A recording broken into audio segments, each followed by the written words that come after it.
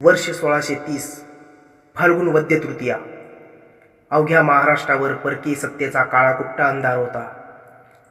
पण जुन्नरच्या त्या शिवनेरी किल्ल्यावर मात्र काहीतरी वेगळं घडत होतं.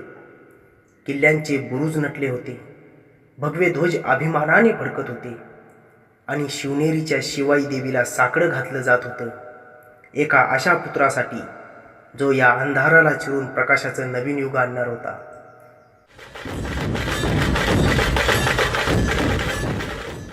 आणि तो सोन्याचा क्षण उजाडला.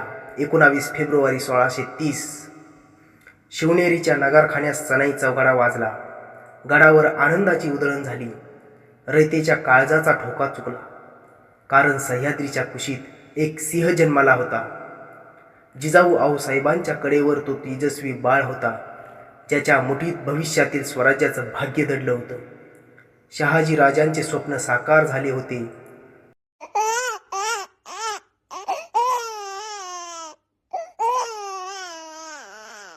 बातमी वणव्यासारखी पसरली. राजे झाले, पुत्र झाला.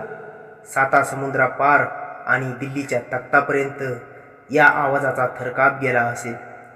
ज्या घरात सुलतानाच्या भीतीने दिवा लावायला कुणी धजावत नव्हतं, तिथे आज आनंदाचे तोरण बांधले गेले, साखर वाटली गेली, एकमेकांना मिठी मारली गेली.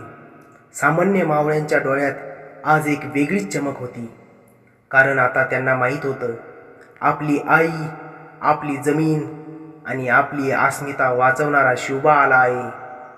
शिवनेरीच्या कुशीत खेळणारा हा छोटा शिवबा पुढे जाऊन या मातीचं सोनं करणार होता. पण हा प्रवास सोपा नव्हता. संस्काराची शिदोरी आणि तलवारीची धार यांच्या संगमातून एक छत्रपती घडणार होता.